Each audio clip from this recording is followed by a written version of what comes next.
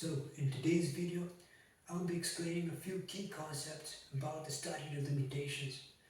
This video will present three segments. The first segment will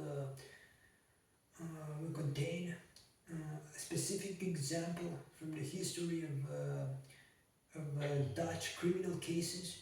It will explain why the statute of limitations is updated, why it was updated in this specific example, and how it had been used retroactively to solve a case that happened 8 years before the new updated statute of limitations, in a context in which the specific case would have normally expired according to the statute of limitations that existed when a crime had been committed.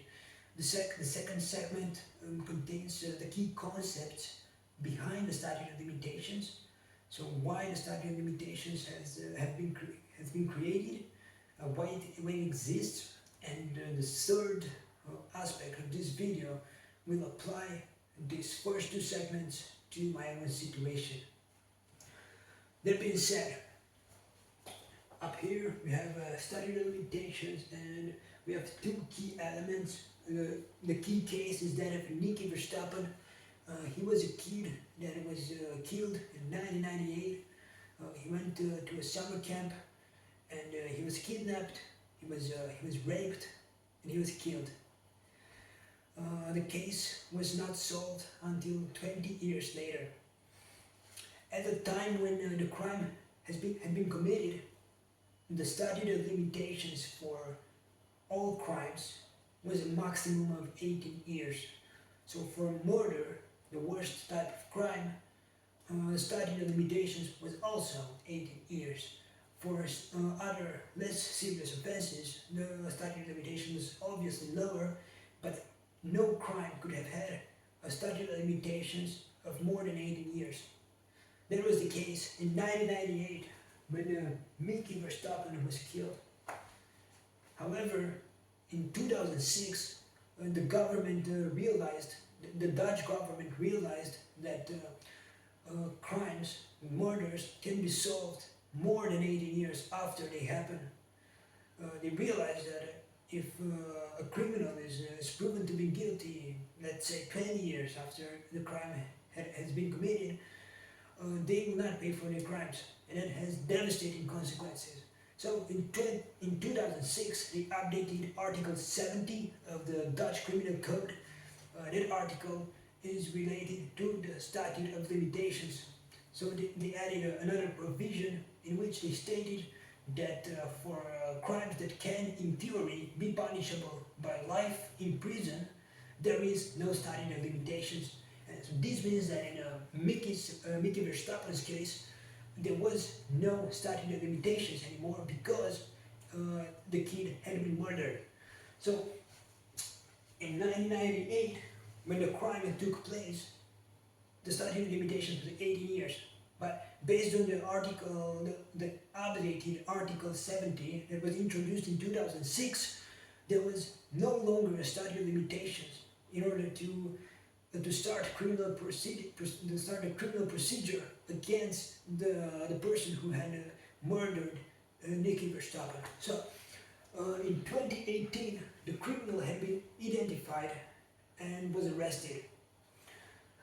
Now, based on the statute of limitations from 1998, that criminal could have not been arrested, and the criminal procedures could have not been started because the statute of limitations had already expired. So since the crime had been committed on 10th of August 1998, the statute of limitations started on 11th of August 1998. This means that on 11th of August 2016, the criminal who had murdered Nicky was no longer criminally liable for his crime according to the statute of limitations that existed in 1998 when the crime had been committed. Despite that, in 2018, when he was identified and the criminal procedure started against him, he was still arrested, tried, and convicted for his crimes. So why did that happen? The answer is simple. The new provision that was added in 2006 was used retroactively. This means that despite that provision not existing when the crime had been committed, it had been used even though it was introduced 8 years after the crime had been committed. So provisions related to the statute of limitations can be used retroactively to crimes that had been committed before the new provisions were introduced into the Dutch criminal code. So this is what happened in this case. Now, imagine the consequences of that not having been the case. Imagine the consequences of Nicky's parents walking on the street and seeing the person who brutally raped and killed the kid, and knowing that it could have done nothing about it because the statute of limitations had expired. So what happened? The government realized that this law needed to be updated because in order to ensure that justice takes place, and that is exactly what it did. And this proves that the statute of limitations, or the laws related to the statute of limitations, can be applied retroactively. Why does this happen? It is because the statute of limitations is a procedural aspect of a criminal case. So in each criminal case, this is a procedural aspect.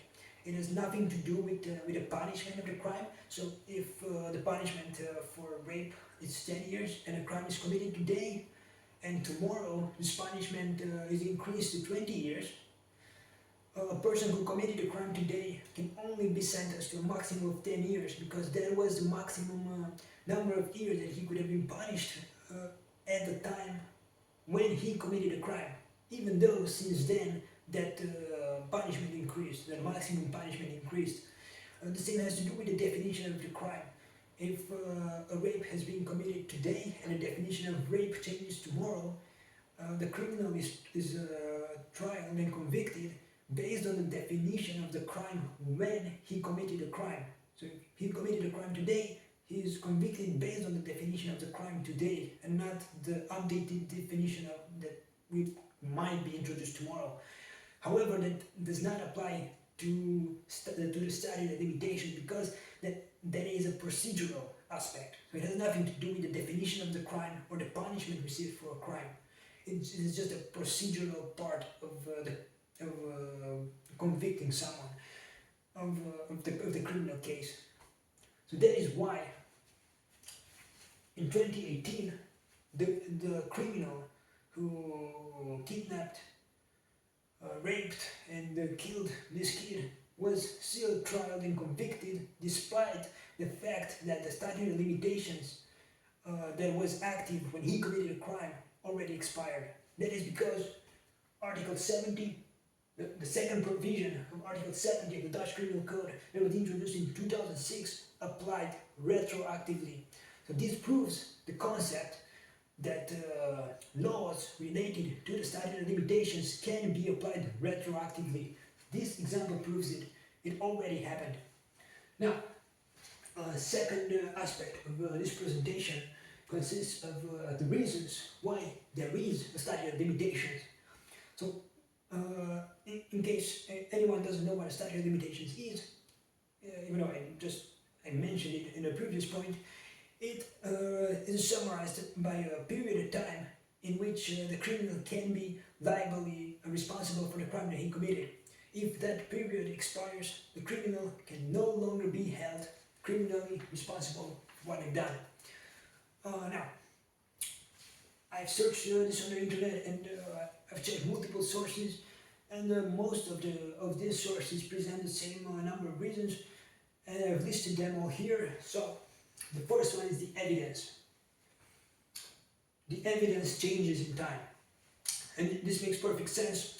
Imagine someone steals a bike today, and 30 years later, the victim wants to start a criminal procedure against the person who stole his bike. But where is the evidence? So if the police would start an investigation, they'd have to find the bike, but the bike probably does not even exist anymore 30 years later. So that is not possible. You'd have to interview witnesses, but that is also not possible because 30 years later, the witnesses might have moved abroad, or some of them might have died. Some of them don't even know the victim anymore because they didn't keep in touch. So that becomes very difficult. Finally, they have to find a perpetrator, and finding someone after 30 years is extremely difficult. Maybe they're in another country, maybe they look different now. If the identity is not known, it is basically impossible to find who that person was. So the actual investigation becomes very difficult in order to truly get to the facts and see who committed the crimes, and getting all that is needed to successfully complete the investigation. So this is extremely important. The statute of limitations exists because the evidence deteriorates. So that is number one. Number two, I've explained that as well. The witnesses, like I said, the witnesses can go somewhere else, can leave, their memory can fade. That has to do with everybody. Everybody's memories fade. If a crime has been committed today and some witnesses saw it, they can explain in detail what happened, but if they're asked about it 30 years later, they might not even remember what happened. So this is very important. The evidence, the fact that the memory fades has to do with the evidence. The witnesses might be in other places, they might not be reachable, they might not remember anything. So that is extremely important. And finally, it has something to do with the defendant. So far I've explained this from the perspective of the victim, and finding the evidence that the crimes have been committed. But what about the defendant? So what if the defendant is actually innocent, and the passage of time prevents him from proving his innocence properly? Let's give an example. Let's say a theft has occurred 30 years ago at 2 o'clock in the afternoon. And 30 years later, so today, the police takes one person and asks, where were you on that day 30 years ago? And it is impossible to answer because no one remembers where they were 30 years ago. And even if they might know approximately where they were, how can they prove that? The witnesses might no longer exist, they might be in other places, they might not be reachable. The video footage would probably not exist anymore because 30 years have passed. But if that happens today, if the police goes somewhere and states, okay, a crime has been committed today, where were you today at 2 o'clock in the afternoon? So then the answer becomes much more accurate. It becomes accurate and precise. The person can say, I was at work at 2 o'clock, and there were 3 witnesses with me who had saw me work at 2 o'clock. And I also sent a message stating that I was at work, and there's a video footage at the entrance which proves that I entered and that I was at work at 2 o'clock. So then there are multiple pieces of evidence that the police can check and then verify and state, okay, the defendant is innocent. But if they do that 30 years later, none of this exists. And this means that it becomes a problem, it is detrimental to the defendant if he is accused after the passage of a certain period of time. And another aspect is the relevance. So how relevant is a crime? If someone committed a crime 30 years ago, and the victim indeed, they experienced psychological distress and they were harmed because of the crime. So let's say it was a theft, someone stole their bike, and they were very sad, and they felt the pain of having their bike stolen, and they felt it wasn't right. But now, 30 years later, the victims don't even care about it because they have a completely different life. And if they'll be asked, do you want to proceed with the crime, the investigation of your bike having been stolen, they'll probably say no because they no longer care about it. And this might apply from a general perspective as well. So if 10 thefts are committed today, and one was committed 30 years ago, these 10 thefts that were committed today are more relevant because they had just happened and the victims are feeling psychological distress right now, whereas the crime that had taken place 30 years ago is no longer that relevant because the victim might not even care, and so this creates some sort of a complicated situation in which the newer crimes have priority over the older crimes, and in many cases this applies. Now, the last point is that people change. So let's say someone commits a crime when they're 20, it might make sense not to not to prosecute them when they're 50, unless the crime is very serious. Because the theory states that they are different people. So the approach that they have to life now, 30 years later, is different than how they perceived life 20 years ago when we committed a crime. And then there are many arguments to support that. However, the most important aspect is that these aspects do not apply to all crimes. So within each of these categories, there is a segment of crimes where these concepts do not apply at all. So let's investigate that. So in terms of evidence, like I said, in some cases it is impossible to find the evidence after 30 years, especially regarding minor crimes. However, that all changed with the invention of the internet and the digitalization of the world, at least regarding a segment of crimes. So, for example, if someone commits a crime online, that is always there, and if a lot of people saw that crime having been committed, everybody could take screenshots, and the evidence does not deteriorate. So, the fact that a crime has been committed can be proven just as well now as it can 50 years from now, because the evidence stays the same. The evidence has been for the crime. If the crime has been committed on the internet, and let's say it was or something that was posted, they screenshot it, and the screenshot stays the same regardless of the passage of time. The same has to do with video footage. So if someone is guilty of theft and they steal something and it appears on the video footage, and the video footage is kept, then that video footage is just as good now as it will be 50 years from now. It will prove that a crime has been committed. The evidence does not deteriorate. So there are exceptions. There's a segment of crimes to which this aspect does not apply. Then it's the witnesses. Again, the witnesses are supposed to provide context to what happened, when it happened, how it happened. But if there is definitive evidence that does not deteriorate, then the presence of witnesses is not that relevant. Because yes, the witnesses might not be there anymore, but the fact that the crime has been committed has been proven. So the next point is the defendant. How does the passage of time affect the defendant's chances? The defendant's chances to have a proper trial, a fair trial. Like I said, in some cases, indeed, the passage of time makes it harder for the defendant to prove his innocence. However, when there is definitive evidence that cannot be, definitive evidence that cannot be argued against, if there is a video footage that shows that this person did that at that exact time, it doesn't matter if the defendant's memory or the witness's memory started to fade, or if they don't remember exactly what he did during that day, because video footage shows exactly what he did. Next is the relevance. This topic is a bit abstract, so it depends on each and every case. However, there's a strong point that older crimes are even more relevant than newer crimes, and this again applies to a specific a specific segment of the crimes, and it is different from case to case. But let's take Nicky's example. So Nicky's example, the kid was kidnapped, raped, and killed. That obviously caused a lot of psychological distress there, exactly when the crime took place, in the period right after the crime has taken place. So for a few weeks, a few months, the parents were clearly devastated, and the pain probably remained there for the rest of their life. So that is the pain caused by the crime having been committed.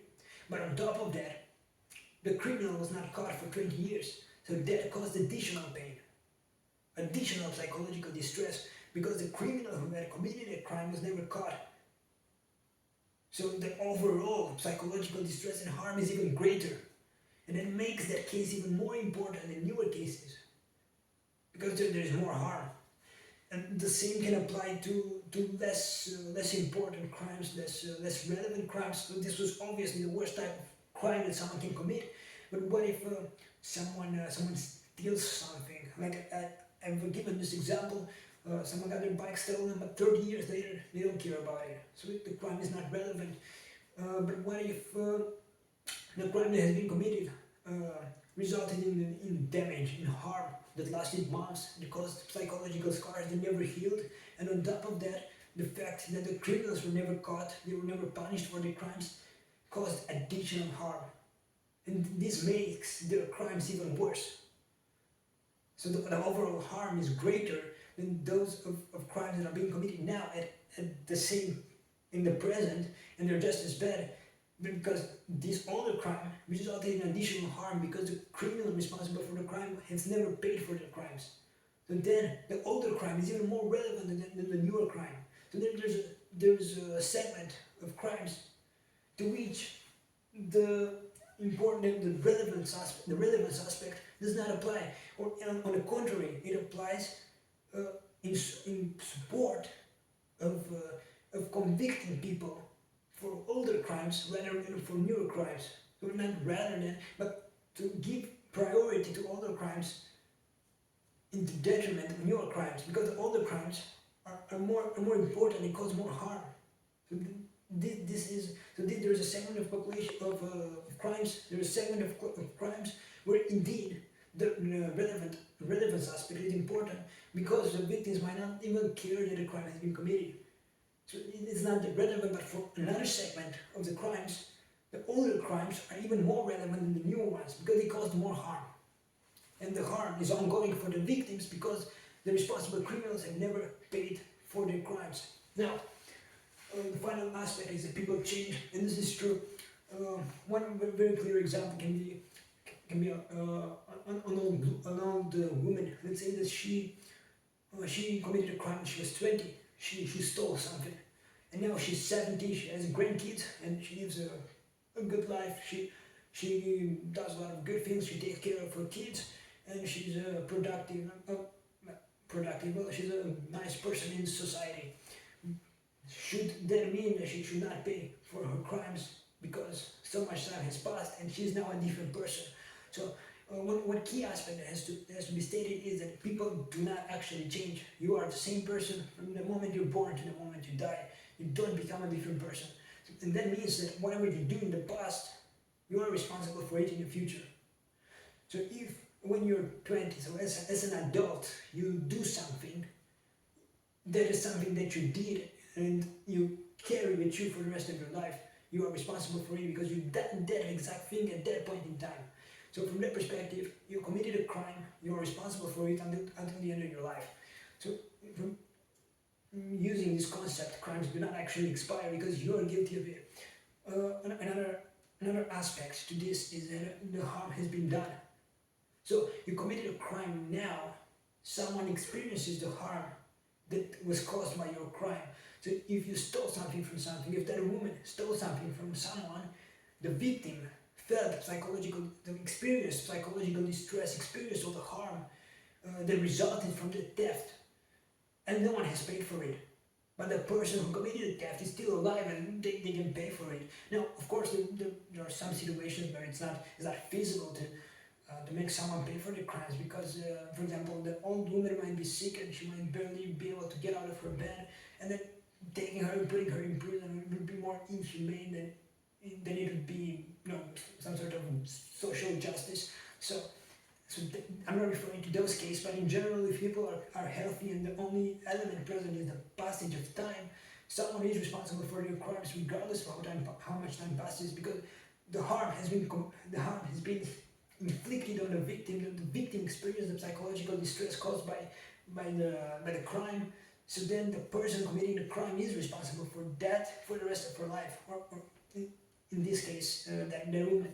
So this is a theoretical example, but it is correct because when you see an old woman who takes care of her grandchildren and it's a good person in society and helps everyone, you don't feel like, oh, maybe we shouldn't send her to prison because she is now a different person, but she's not actually a different person. And this is indeed a very tricky situation because there are arguments to state that the old one will not commit crimes again because she is a good person now. But the fact remains that crimes are punished because of the harm that they do. So no one, even if in theory it is proven that the criminal might not commit other crimes, they still have to pay for the crimes. In Nicky's example, The guy who murdered Nicky didn't commit any other crimes for 20 years afterward, but it didn't mean that he does not have to pay for the brutal murder of Nicky. So in this case, this is a significant, less serious example, but the same concept applies. The woman committed a crime when she was 20, she caused harm, the victim experienced psychological distress and she didn't pay for it. But someone has to pay for the crime that has been committed because the damage is there, the harm is there. So that is why justice exists. So then even if 50 years pass, the person is still responsible for their actions. Now, I presented two key aspects. These are the first two segments of this video, and the third one will apply these two segments to my situation. So, in summary, so I won't explain this entire complex situation and phenomenon, just the main aspects. So in 2017, an illegal deal was created in which my fundamental human rights were violated. I was stripped of some fundamental human rights. A few crimes have been legalized against me, including defamation, harassment, dehumanization, and cyberbullying containing aspects of these other crimes. And that has been done for a specific environment. So it was not the rule of law that stated these crimes do not apply to Paul. It was the government who intervened and created an environment in which it was 100% possible to commit these crimes without ever getting caught and without ever having to worry about me being able to make a criminal accusation, because I could not do that as a direct result of government intervention. So what that did is it legalized these crimes against me, which is the only reason why they have been committed. Now, there are many other crimes that have been committed by other people. For example, everybody involved in the illegal deal is guilty of this, including the judges and other government officials. There are a long list of people from the 2021 government conspiracy and consequent torture, which some are directly guilty of torture according to international law. So these are different situations. The statute of limitations for these crimes are different. They're generally last much longer. I don't even think there is a statute of limitations for torture. So from that perspective, these cases are slightly different, but they are related because the only reason why thousands of cases of defamation and dehumanization took place is the result of that illegal deal. That illegal deal that legalized these crimes against me. So what happened is that people saw that vulnerability. That was the direct result of the government intervention that legalized these crimes, and realized that there would be no consequences for committing those crimes against me. When you combine that with the fact that these crimes were rewarded, and society rewarded people who committed those crimes against me, it resulted in the expected outcome in which everybody committed those crimes for the expected reward. And even if some people committed them for other reasons, the concept is the same. They saw this vulnerability of being less than human, of not being entitled to justice, because those crimes had been legalized against me. So everybody took advantage of that and committed those crimes against me. Now, on top of that, as explained in other videos, the ego problem is also crucial. After society committed all these crimes against me, they didn't want to admit that they did that to an innocent person, so they created a delusional system in which they pretended that I would be ill and guilty and a very bad person from multiple perspectives, and they made up false stories daily to make that convenient delusion seem true. When I stated the truth, the government's thought processes were the same. That is why the 2021 government conspiracy and torture happened, to silence me, and indeed it was the government who is responsible for it, but it did that through society's will, and the fact that no one stopped the government proves that everybody is somewhat guilty of it as well. However, these specific different crimes, such as the government torture and the creation of the illegal deal, are different situations that are approached differently, and the statute of limitations differs. What I want to cover in this video is the defamation and the harassment and dehumanization aspects. These have been committed over 1,000 times. Hundreds of people have committed these crimes. Again, this was the result of the government functionally legalizing these crimes against me. But I want to focus on this, and I want to use these two segments in order to provide some crucial insight into this issue and into why the statute of limitations should not apply to this case. Now, it is crucial to look at these 5 points. These are the reasons why the statute of limitations has been created in the first place.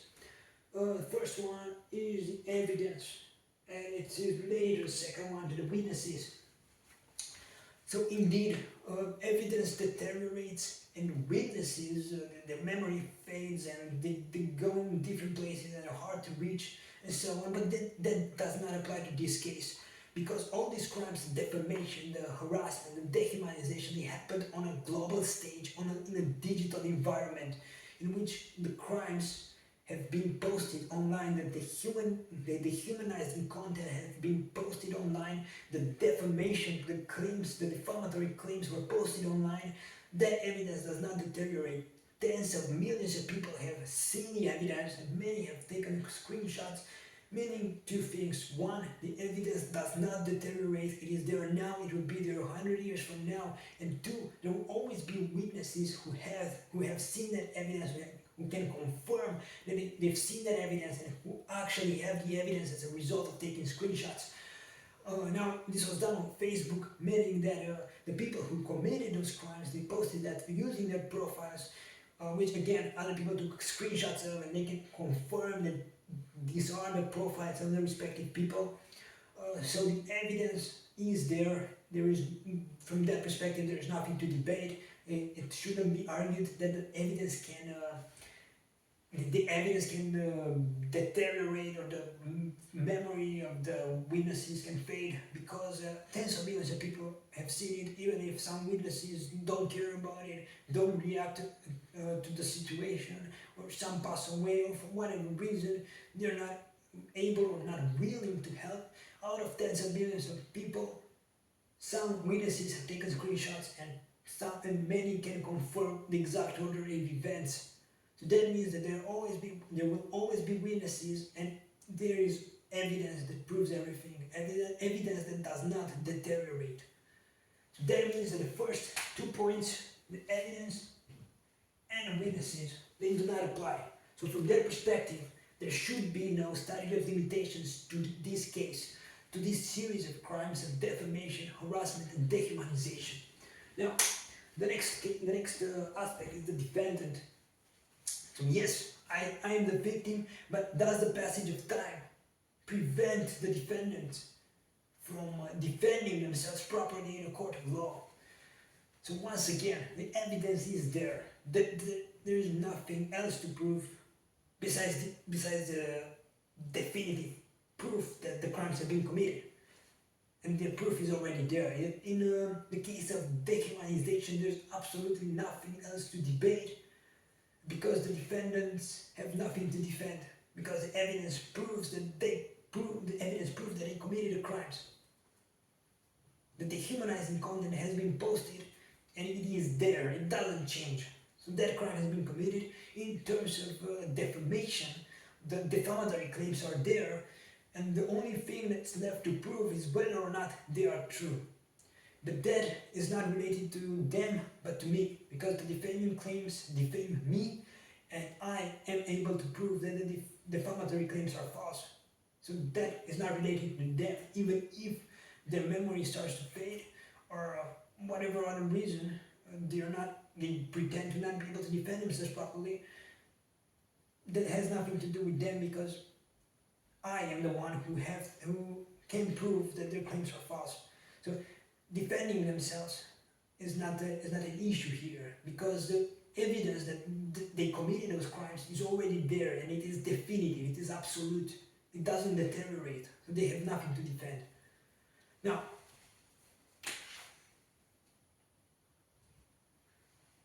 another point of the statute why the statute of limitations exists that does not apply to my case. And that is the relevance. Now, it is argued that after a certain period of time, the statute of limitations, after a certain period of time, the crimes are less relevant, but in this case, they're even more relevant because what happened is these people took advantage of the vulnerability of not being entitled to the same human rights as everybody else, and the fact that these crimes have been functionally legalized against me, and they committed crimes against me, and they've done so with a psychopathic intention that had horrifying consequences. And they did that repeatedly on and on and on throughout multiple years. And on top of that, they laughed at their crimes, and many were rewarded for their crimes, and they laughed while they were rewarded and rewarded other people for doing the same. And if you look at this situation and their behavior, this makes it very relevant because this exact situation made the harm far worse. So yes, I was harmed because of their crimes, but based on how they committed the crimes and the horrifying consequences of the crimes and the fact that they were rewarded for it and laughed in my face, that makes the psychological distress even worse, and the fact that they did not pay for their crimes makes that pain even worse. So there is the harm caused by the crimes, and there's a harm caused because of the fact that they didn't pay for their crimes, and that makes this entire series of crimes even worse. And it makes it even more important, to the point that it's even more relevant than newer crimes, to the extent that it has to be prioritized. So the relevance aspect is actually important, but not in order to state that the crimes are less relevant, but because they're even more relevant. That is the fourth reason. And then the fifth reason is people change. So indeed, as I explained, people change. People change in life, they do different activities, they think differently. Some might commit crimes in a certain segment of their life, but not later on, but that depends. However, one key aspect that I mentioned before is that people are responsible for their actions. And once again, considering their psychopathic intentions, the horrifying consequences, the fact that not one person showed up, and not even one showed up to say sorry for what they done to me, not one. And they made money out of it, they were rewarded for it, and they laughed every day. And that deserves no forgiveness. So the fact that people might change is even less, that applies even less to this case. It doesn't apply anyway because people are 100% responsible for their actions. So if they cause harm and pain to someone through a crime and did not pay for it, that is an injustice. And the justice system needs to address that. So once someone commits a crime, they're responsible for it and they should pay for it. However, in this case, this applies even more because of the psychopathic intentions and the horrifying consequences and their reaction to their crimes. Again, not one person and even showed up to say sorry for what he did, not one. And even if they would, the consequences of their crimes and what they've done are so great that it wouldn't change the situation from this perspective, of this concept of the statute of limitations. So that is the fifth reason. Now, I am aware that there are cases, or criminal cases, I haven't made research on that, but I know that there are criminal cases where the statute of limitations expired and it was no longer possible for the victim to obtain justice. And again, it is possible that some of these cases meet the same requirements, not to the same extent, but the same general requirements that I listed here. This means that based on the concepts that are behind the statute of limitations, these crimes should still, the criminal procedure regarding these crimes should still go on because these concepts do not apply to these crimes. And that is fair. However, the law applies to all. So if these concepts, or if the statute of limitations apply to a crime where these concepts are true and they apply to that specific case, they will also apply to a criminal case where these concepts do not apply, even though from a moral perspective, from a logical perspective, that the prosecution of the criminal who committed that crime should still go on.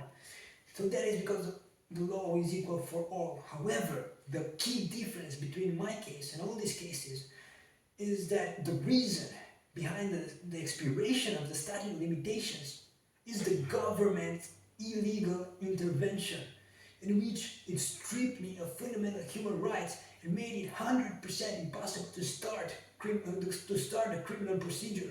It functionally legalized crimes against me.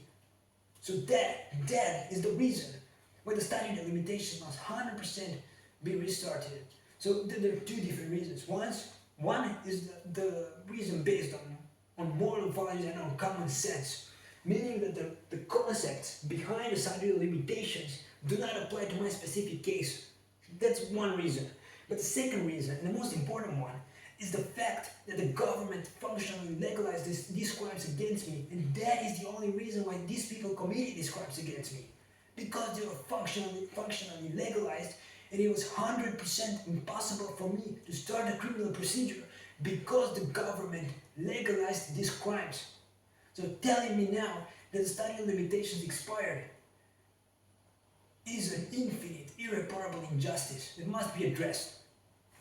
There is no excuse for that. These crimes were only committed because the government legalized them.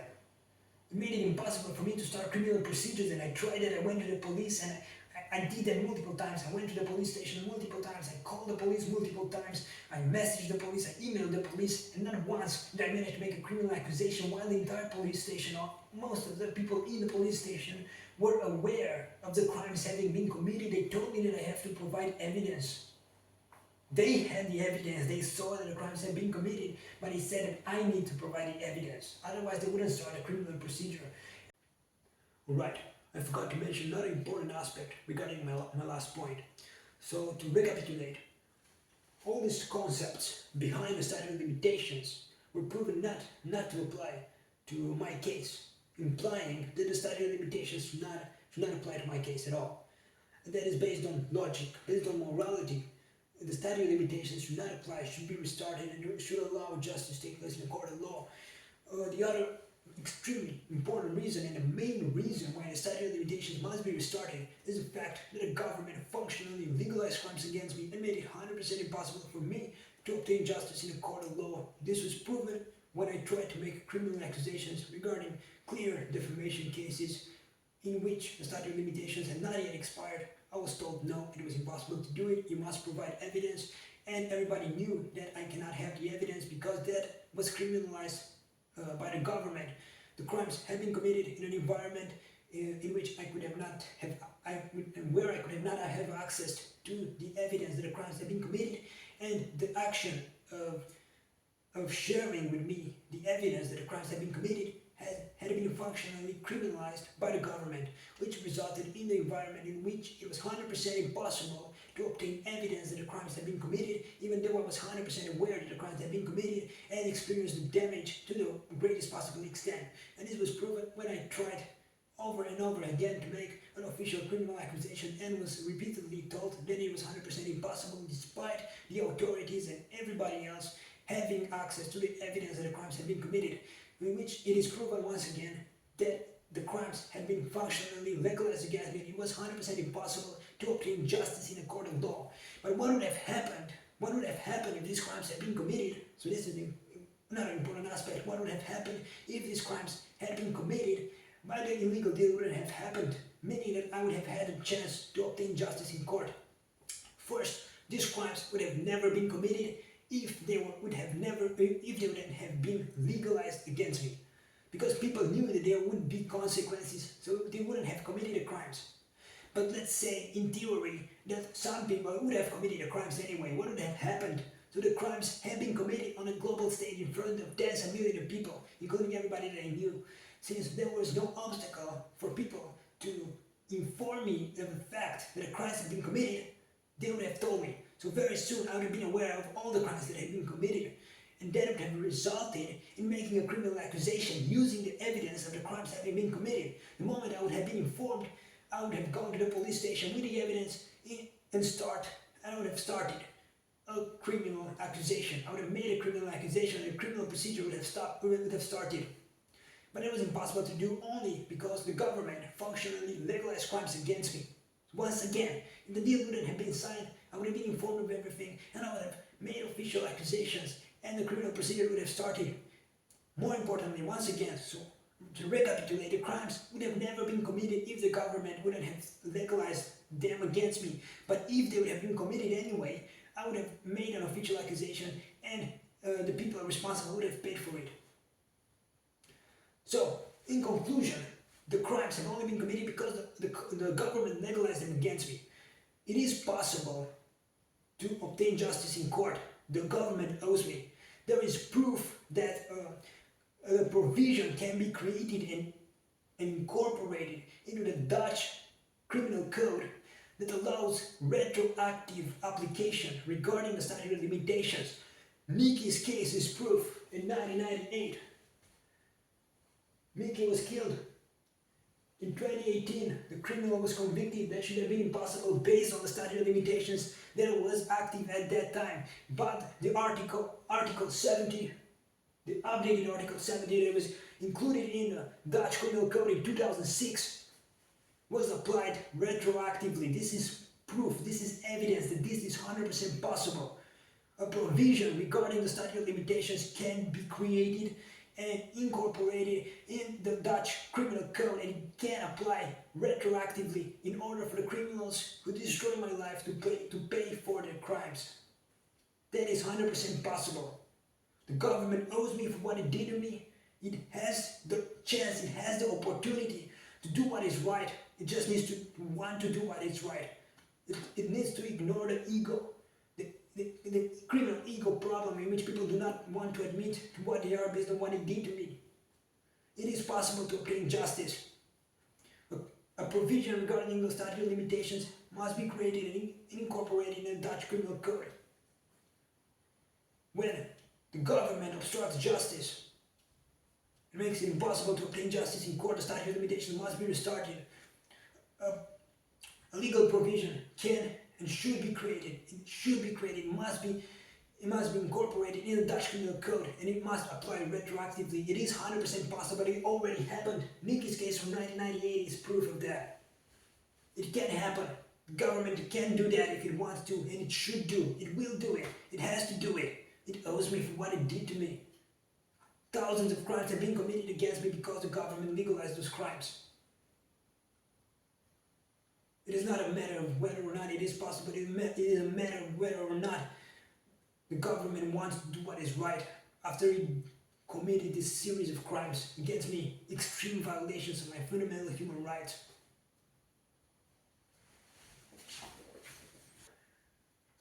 Alright, in addition to the previous video that I made, consists of the sources that I used. So it is crucial for people to be able to verify everything that I've said. So, for segment 1 of the video regarding Nicky's case and the Article 70 of the past Dutch Criminal Code and the previous Dutch Criminal Code can be found on 2 key websites. The first one is Rechtspraak, which is the official website used in the Netherlands to view court cases. It was written like this.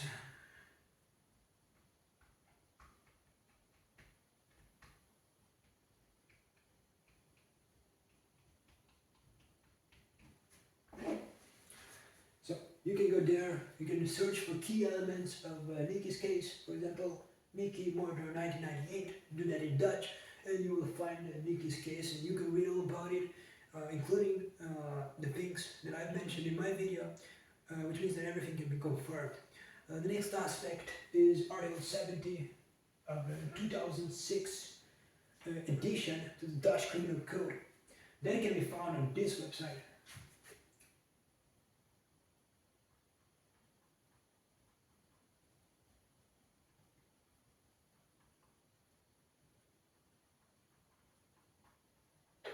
So, Wetten Overheid.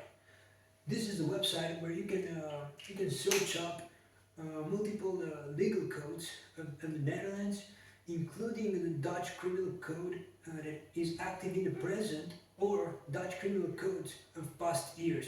This means that the Dutch Criminal Code from 1998 or any other year before 2006 can also be found there.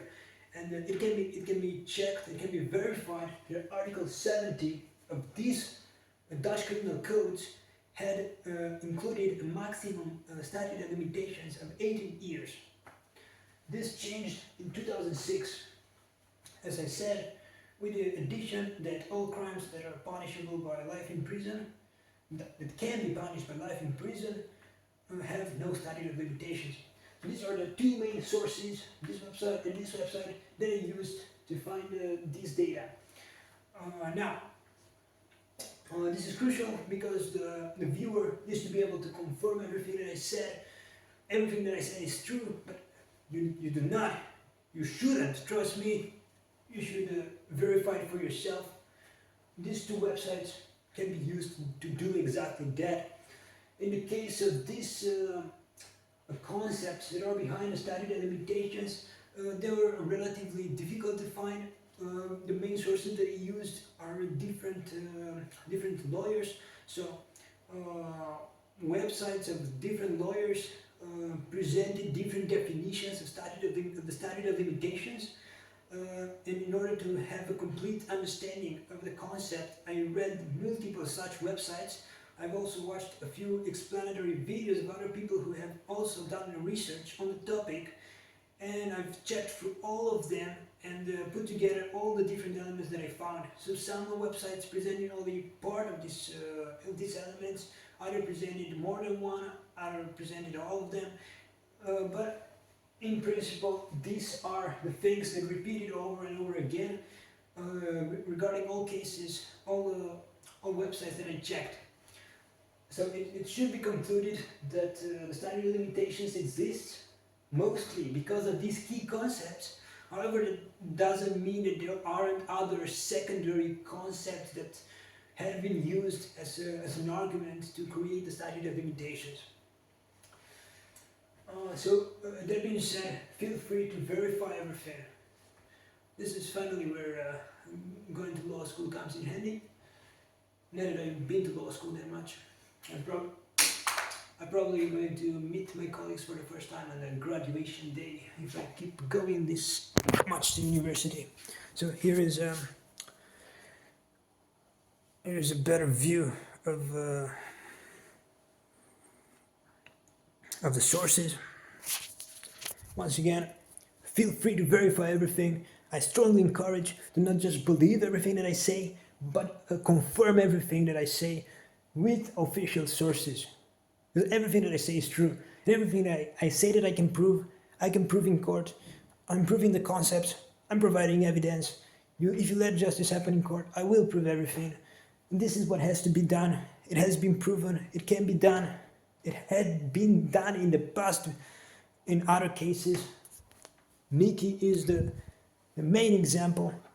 A new provision regarding the statute of limitations has been applied retroactively. It is 100% possible, and the government owes me, society owes me. You did this to me. You're all somewhat guilty of this atrocity, at least to some extent. The main guilty criminals need to pay for their crimes, but everybody is guilty to some extent. And this is how you solve it. This is how you solve it. The statute of limitations must be restarted. It is 100% possible, and everybody must pay for their crimes. At the end of the day, if this happens, it will just be me versus the people who committed crimes against me, and I will be able to prove everything. And you don't need to trust me, you just need to allow justice to happen in court. You don't need to trust me now, you can verify everything that I said. It is all 100% possible, it should happen.